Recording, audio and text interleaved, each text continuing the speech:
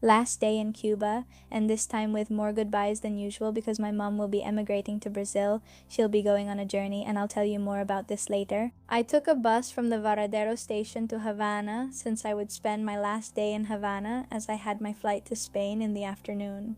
Havana is a city of many contrasts, a city where you can find both very beautiful buildings and the homes of ordinary Cubans. Under these conditions, let's see how my last day in Cuba went. Hello, how are you? And welcome back to my channel. I'm Anita Mateo. I'm Cuban, I live in Spain, and right now I'm in Cuba. And today, this is the last video of the Cuba series because we're going back to Spain. This is the last day I'm going to be here. This is the last day I'm going to be here. I chose to visit Havana, Cuba's capital, on my last day. I am not from Havana. I'm, as we say here in Cuba, a Guajira, which means I'm from a small country town. And then I lived for a while in Matanzas when I was a bit older. That's another city. It's not as big as Havana, nor as famous as Havana. Havana is the capital. Personally, I'm not a big fan of Havana. I don't really like Havana that much because I'm more about my little place, my place in the countryside, my quiet place. That's why in Spain, I also live in a small town. I couldn't live in Spain, in Madrid. I think it would overwhelm me a lot. And I feel something similar in Havana. I mean, when I lived here in Cuba, coming to Havana was a bit overwhelming for me because there were so many people. But then I went to Spain, I came back, and now Havana.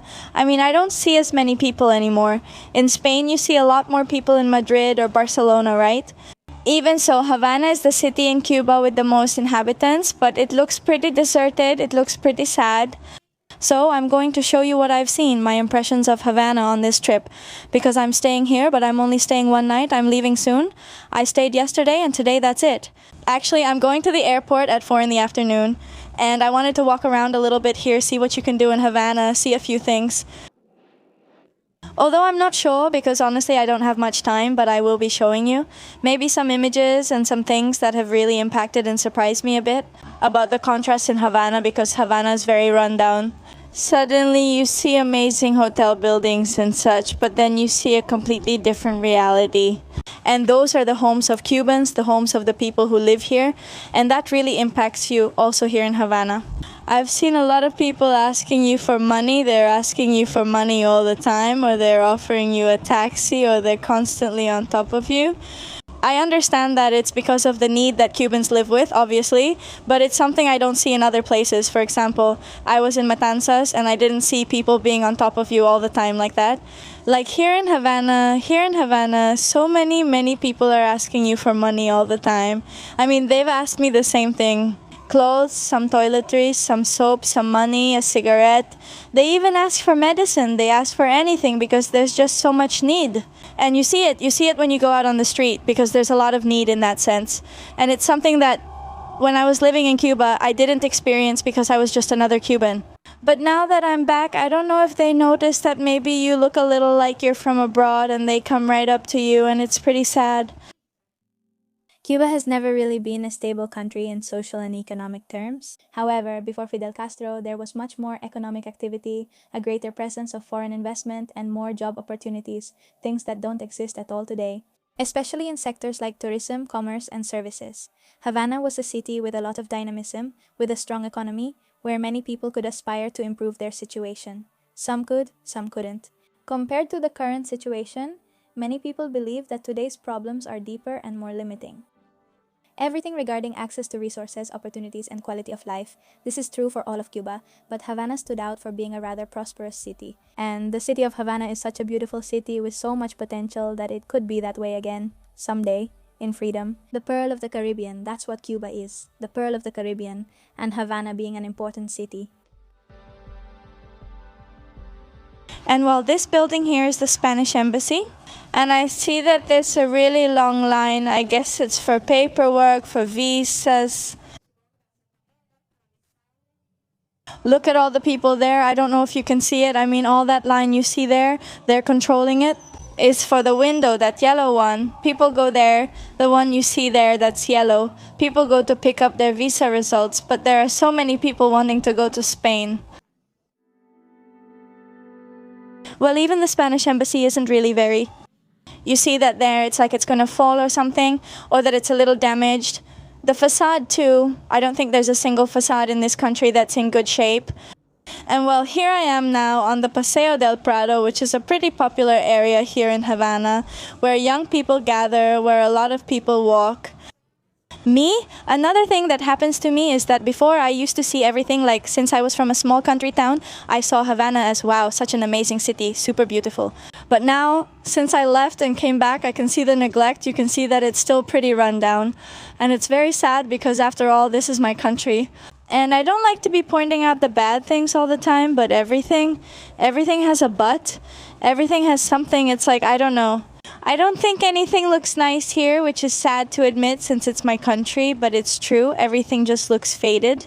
And the worst part is that, well, not the worst, but honestly, if this were a city that wasn't like it is now and was fixed up, freshly painted, it would be such a beautiful city because it has a lot of European style, many facades from the Spanish era, from the neo-colonial period. And if it were fixed up, it would be a really beautiful city. But well, as you know, this is a dictatorship, this is communism, and this is what communism does. It destroys everything for him. Some people still think, no, that life in Cuba is good, that Cuba is beautiful, that Cuba is a paradise. But no, folks, Cuba is in a terrible, terrible state. As a Cuban woman who's returned 3 times after living in Spain, I feel it's getting worse each time. And another thing that impresses me about Cuba, well, about Havana and Cuba in general, is that especially here in Havana, life is much more expensive.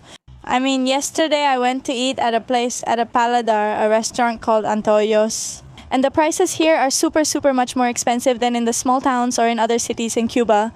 Here in Havana, everything is ultra mega expensive. The bill here was crazy, almost 40 euros with the exchange rate, about the same as in Spain.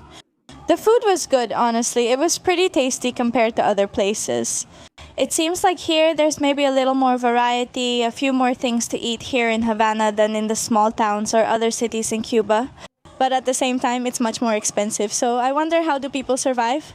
Because with a normal salary, people can't survive. So people are always maybe trying to get some tips. From what I understand, I think since I lived here, people live more off the tips that tourists leave than from the salary they earn. Or maybe they rely on their own ingenuity and various means to survive since life here is very expensive. I'm not sure about rent prices in Havana, but it's extremely high. And all these things give me a general feeling of sadness. I want to go back to Spain, but at the same time it really hurts me that my country is like this. Because in the end, my family lives here. No matter what, I'm always going to have family here, and this is my country where I was born, where I grew up. It's just that when you go out into the world and come back, you see, it's like you notice even more the things that are wrong. Since I lived here, I had normalized everything. But now that I went to Spain, and people might complain about Spain, but honestly, I have nothing to complain about Spain because after living here all my life, I feel that Spain, yes, it has its flaws, but Spain is a clean country, more organized, super beautiful, super well kept. To me, it seems incredible, honestly. I've started noticing some things after being there a while. Some could work better, some not so much. But visiting Cuba makes me realize how privileged and grateful I should be for my life in Spain. Because honestly, if I had stayed here in Cuba, I don't know how I would be. I think I would be really bad, really bad, really bad. Well, let's keep walking because soon, in just a little while, I have to go back to Carvalho, to the airport. I'm going to the airport, then to Madrid, and from Madrid to Galicia. This gentleman was one of the many who constantly offered us their services because they're working, trying to earn their little bit of money. So I decided to take it instead of walking so that, well, he would also have the opportunity to get paid for his work, and that way I could take a little ride around Havana and get to know it better. Since I don't know Havana well, as I mentioned, I feel like a local. This is Old Havana. For me, it's one of the most beautiful areas in Havana. I love it. This is like the Plaza de las Palomas and all. This area is very beautiful. Also, is there something you see around here in Havana? A lot that surprises me because I think you see it more here than in other places. There are piles of garbage everywhere. It's like there's a lot of chaos in this city. What you see most in Cuba are a lot of people like this, selling anything to support themselves to get by day to day. And it was time to catch the taxi. I took a taxi to the airport well in advance because I didn't know what the situation would be like. Here in Cuba, you have to arrive quite early because everything takes a long time.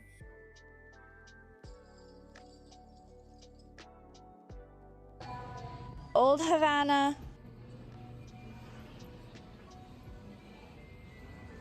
Already at the airport, I'm leaving now. I don't know, I'm happy because I made it through.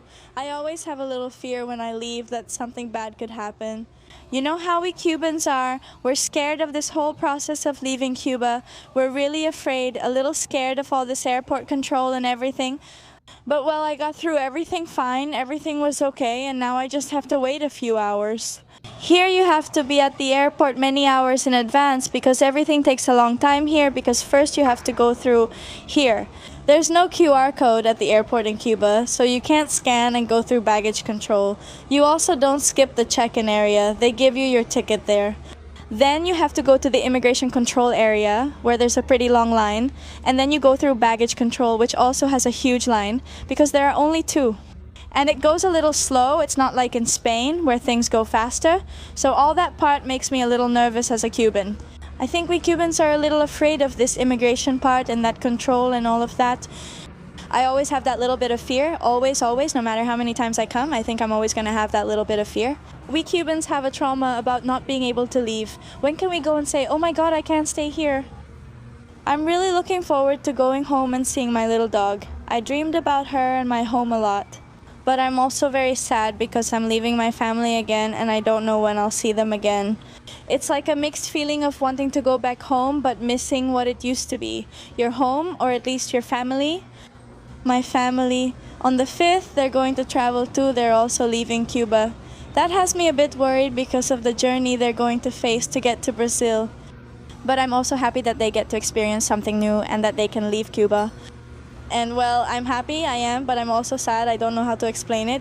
Is this feeling a sin for Cubans?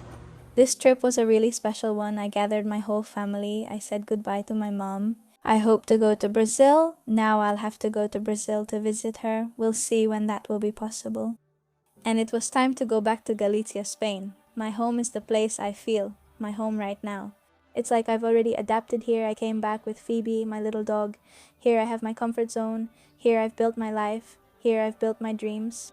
And I feel that the place you belong to isn't where you were born. It's the place you turn into your safe place. In my day-to-day life, I focus on being here, working out to stay calm and not think about that. That separation from my family, which I might live with for the rest of my life, I have to face life this way. Enjoy the quality of Galicia, its food, its landscapes, and try to be as positive as possible about everything. The city of La Coruña is such a beautiful city. I'm so happy to be here again and to see this gorgeous sunset.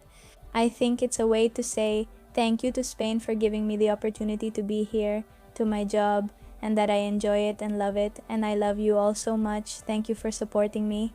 I'm leaving Cuba behind.